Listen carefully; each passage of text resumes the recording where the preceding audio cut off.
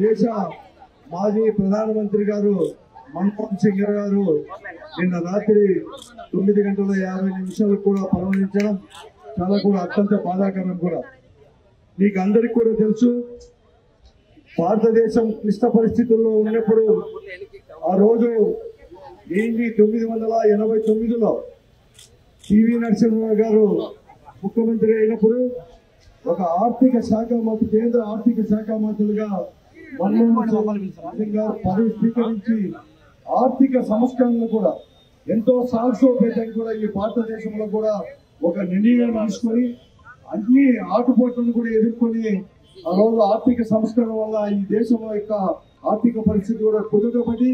ఈ రోజు ప్రపంచంలోనే ఆర్థికంగా కూడా బలమైన దేశంగా కూడా రూపుదిద్దుకున్నామంటే ఆయన తీసుకొచ్చిన సంస్కరణలు, ఆయన తీసుకొచ్చిన నిర్ణయాలు. అలాగే 2004 నుంచి కూడా 2014 వరకు కూడా 2 మార్లు దేశ ప్రధానిగా కూడా పగ్గాలు కూడా స్వీకరించి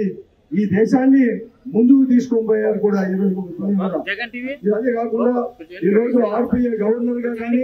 ప్రణాళిక శాఖ చైర్మన్ గా అనేక పదవులు కూడా ఒక అధికారిగా నిర్వహించి అలాగే రాజకీయాల్లో కూడా ప్రవేశించి ఆ రోజు పరిస్థితుల్లో పివి నరసింహరావు గారు ఇష్ట పరిస్థితుల్లో కూడా మీరైతే ఆర్థిక మంత్రికి వస్తే ఈ దేశం బాగుపడుతుందని చెప్పేసి ఆయన ఆర్థిక శాఖ మంత్రులు తీసుకోవడం కూడా జరిగింది. ఆయన పైకి ఎక్కువగా మాట్లాడేవాడు కాదు కానీ ఆయన తీసుకున్న నిర్ణయాలు చాలా లోతైనవి.